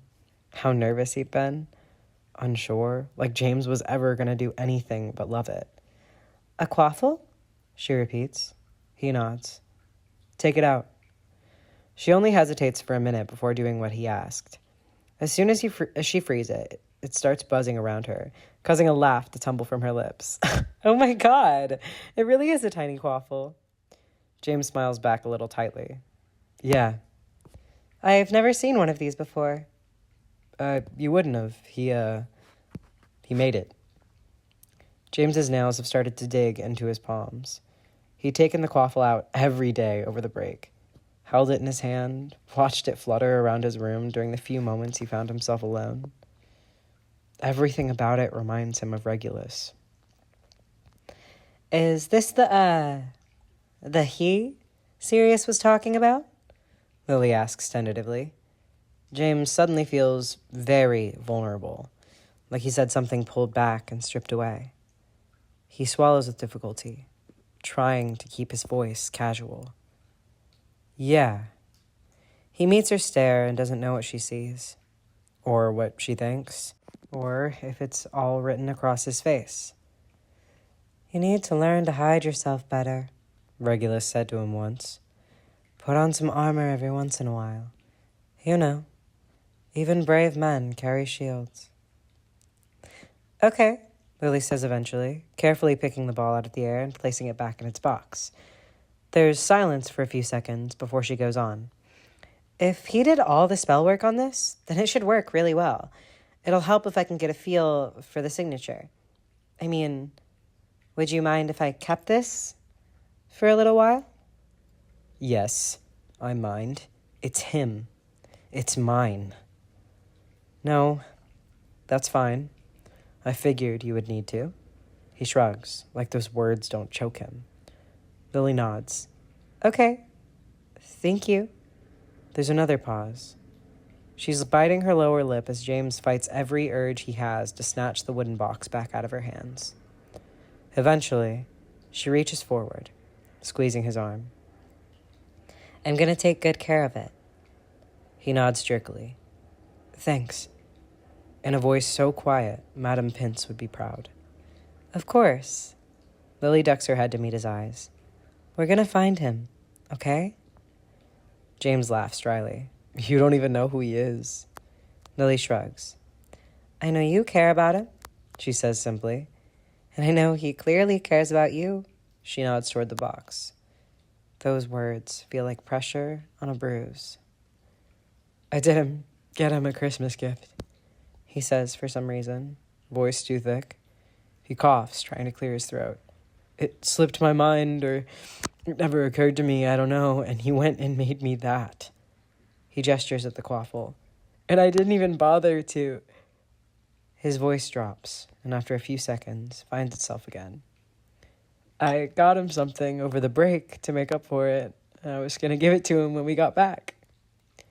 He looks helplessly at Lily. You're still going to give it to him, she says, squeezing his arm. Okay? He wants to believe her. Really, he does. Yeah. Okay. Thanks. Of course. No, I mean it. Thank you for... He gestures at the books and parchment. You didn't have to. Especially not after New Year's. She looks at him for a moment, something thoughtful in her eyes, maybe also a little sad. James doesn't want to think too much about that last thing, about whether or not he's the cause of it. He doesn't want Lily to be sad. Not ever. You remember what you said the other day about being there for me? About believing me? James nods slowly. Yeah, of course. She gives him a small smile. That goes both ways. I'm here for you. Always. I realize I'm not exactly a marauder, but we can still have each other's backs, right? James feels something leap in his chest. Yes, totally. And then, at a loss for anything else to say, you're basically an honorary marauder anyway. That makes Lily laugh, loosening some of the tension in James's chest. Does that mean I get a dumb nickname? She asks. James frowns. Hey, we have very cool nicknames, I'll have you know. Uh-huh. So what's mine then? His eyes run her over before the ghost of a grin starts pulling at his mouth. Fox. She arches her brow. Fox? Is it because of my hair or because I'm exceedingly clever? He smirks, leaning forward. It's because you, Lily Evans, are a stone-cold fox. The pair of them are able to hold a straight face for exactly 5 seconds before they both burst out laughing. I see your lines haven't improved, she said, choking back a giggle. Oi, I thought that one was pretty good. She snorts. You're so corny, Potter. Yeah, whatever. You were totally charmed. I could see it in your eyes. Keep dreaming. Miss Evans and Mr. Potter, Madame Pince's sharp voice slices through their giggling. Am I going to have to kick you both out as well? She tilts her head down, glasses sliding to the end of her pointed nose. She's always reminded James of a very grumpy bird. No, ma'am, James calls back. We're just leaving, Madame Pince, Lily says, already starting to pack her things away. James feels his momentarily uplifted mood sink again as his eyes fall on the wooden box. He watches her put it in her bag. Something must show on his face because Lily pauses. I promise I'll keep it safe. She reassures him again. James looks at her quickly and then away. I believe you. He gets to his feet, slugging his bag over his shoulder. Well, see you around, I guess? She nods, sliding the last of her books into her own bag. Yeah. Tomorrow morning? Tomorrow morning, James confirms. They stand awkwardly for a moment, neither of them knowing exactly what to do.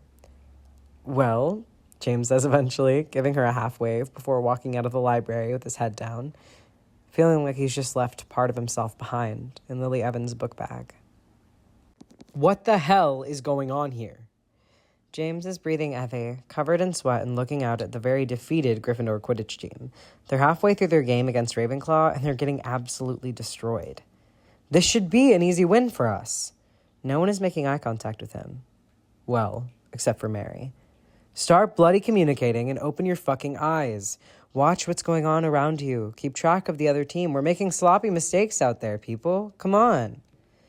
Silence greets these words, and James sighs, running a hand through his sweaty hair.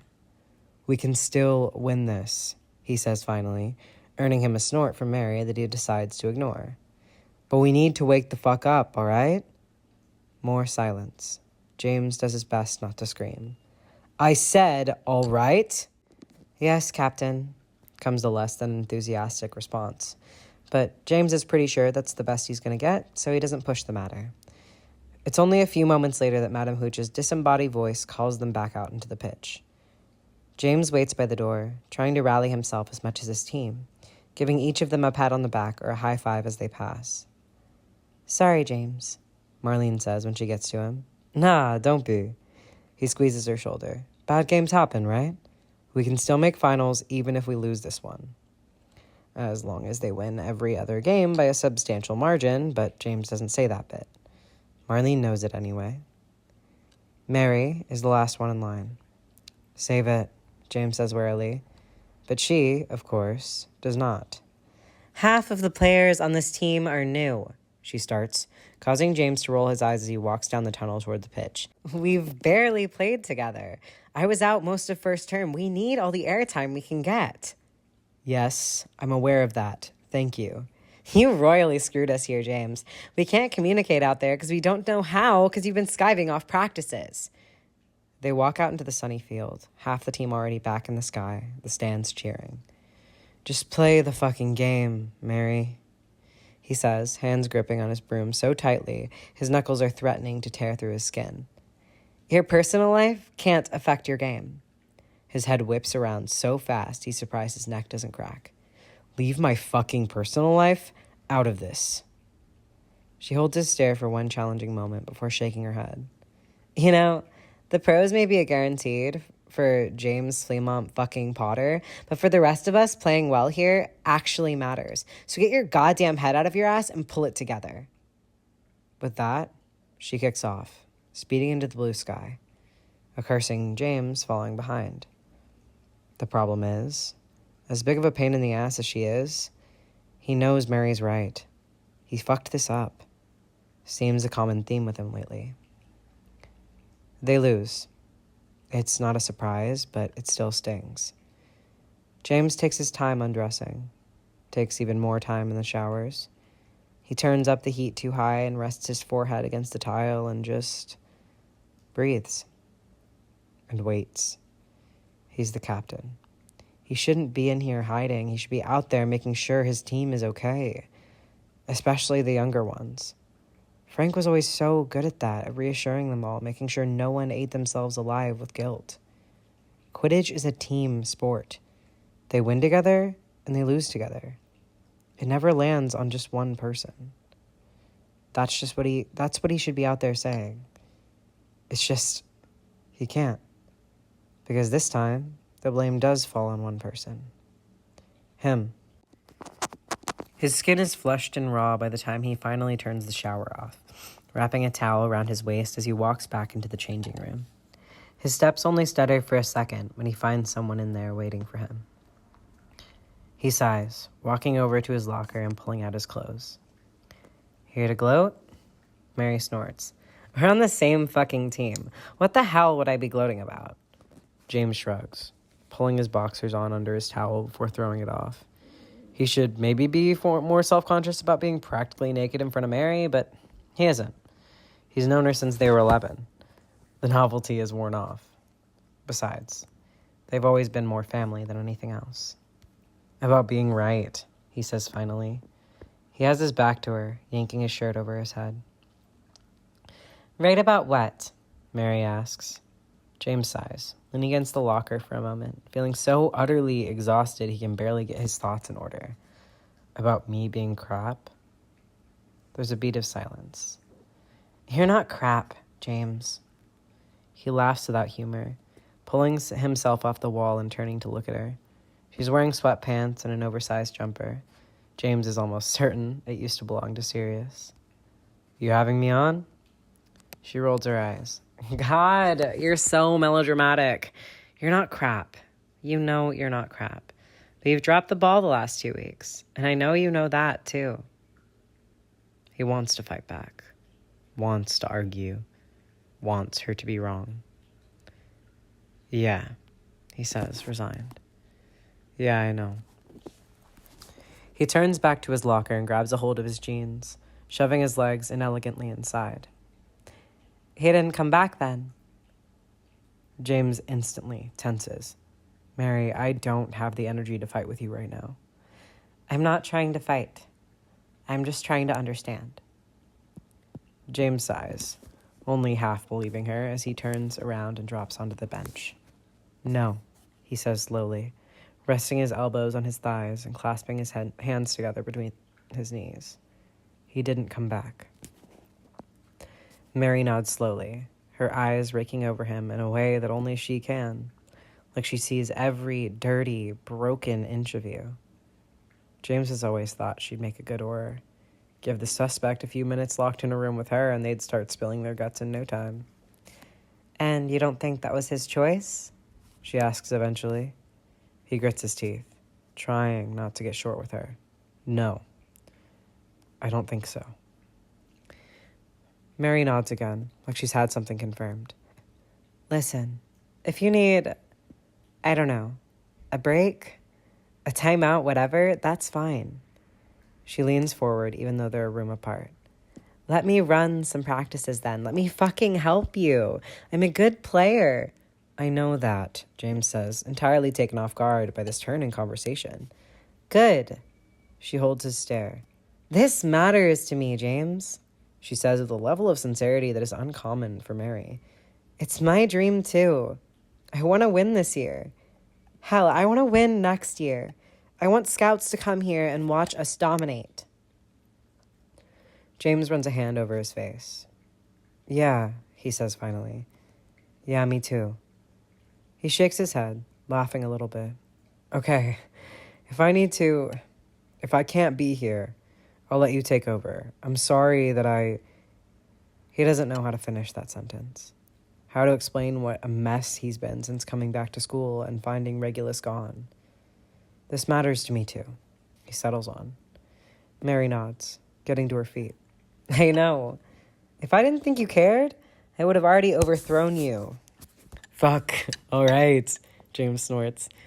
Well, thanks for showing some restraint, I guess. You're welcome. He waits for her to head out. She looks like she's going to, but instead, she just keeps standing there, like she's trying to decide whether or not to say what she's thinking. which is odd for Mary, who always seems to say anything regardless of how rude or callous it might sound.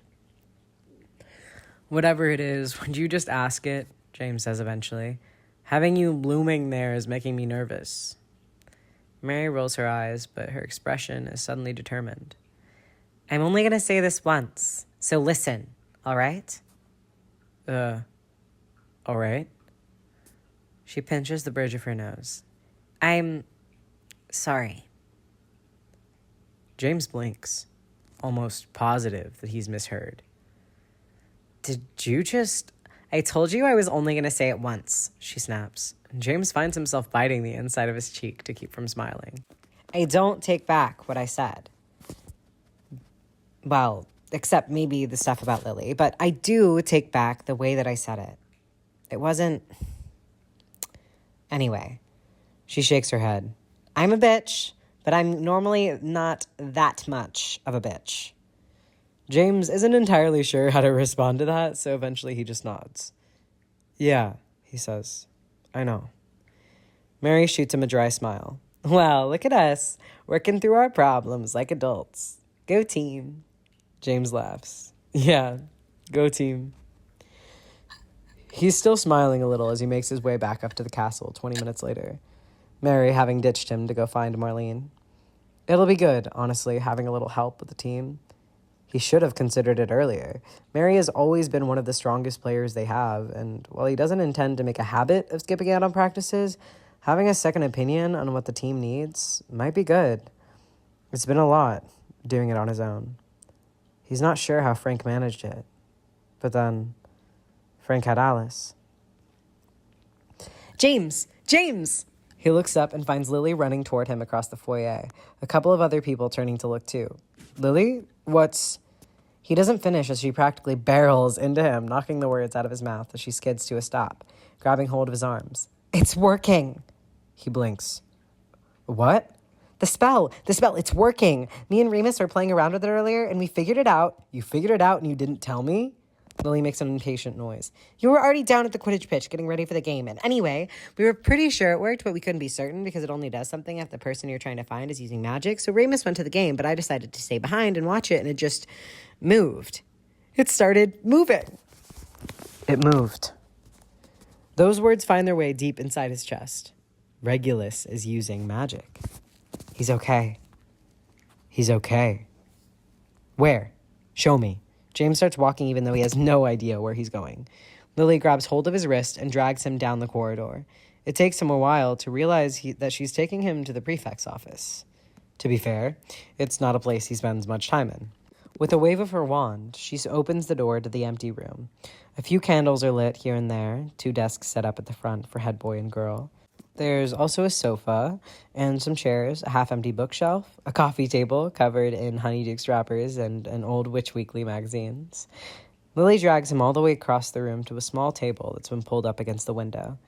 He sees the familiar map and the small floating quaffle, except, unlike usual, it isn't flitting around, but instead hovering in one fixed spot over the map. Lily stops dead in her tracks, eyes going wide. James pulls out of her grasp, moving closer. He's here then. It's found him. He squints down at the map, trying to identify the place the ball is currently marking. He's in the middle of the water? James blinks, panic rising up inside him. His imagination assaults him with visions of Regulus being dumped somewhere or left to drown. His family is psychotic, so even though that sounds crazy, they really might have done it. He tries to remind himself that they wouldn't have been able to find Regulus at all if he hadn't used magic, and that if he's using magic, then he can't be lying at the bottom of the ocean dead. Right? Right? I don't understand. You can hear the tremor of fear in his voice as he turns to Lily for reassurance, but doesn't find any. Her green eyes are wide as she stares at the map. Maybe it's wrong? Maybe the spell didn't work? Huh? Maybe we need to try again? Eventually, Lily swallows, looking up at him. Is that pity he sees in her gaze? Oh, he doesn't like that. Neither does the fear currently writhing around in his chest. James, she says slowly, that's the North Sea. Right now, James's brain isn't really working very well. Too crowded with white noise and a nightmare scenario, so he just nods, hoping she'll explain what that means. Why it has her looking at him like that. It's... James, fuck, I'm so sorry. No, please. Why? Don't be. What are you... She steps forward, hand circling his wrist. James? She says his name softly. He hates it. Sounds like the way you say someone's name before you tear their world apart. He's in Azkaban. Chapter endnotes. I'm sorry this is so late. Really, I am. I had a bunch of school/work stuff, and it just took me way too long. This is one of those chapters where I hope that the stuff I'm doing works, even though maybe it's like a little more of an interpretation of HP than hardcore canon. I don't know what the rules are. Anyway, thank you. Love you. Y'all are so kind, which is truly a gift on the internet. I will try to get on to the next chapter and get it out faster. Thank you so much for listening, you guys. I really appreciate it. Trying to be pretty consistent about things, be pretty ahead of things, so hopefully we can finish this guy by the next, few months. But yeah, more than 60% through the book. Congratulations if you've made it this far so far. Yeah. Also, just a kind of random thing, if you're still listening, but around... later in the book, basically, I got so overwhelmed with my own emotions when I first read this that I wrote a song about it. And I have a demo version of the song. So when we get to that part, let me know if you'd like to hear it. Because that could be fun. I've been thinking about writing more music about this as I'm rereading it because it's just so emotional and complex and I love it. So yeah, just let me know. Anyway, have a lovely rest of your week, and I will see you next week. Thank you.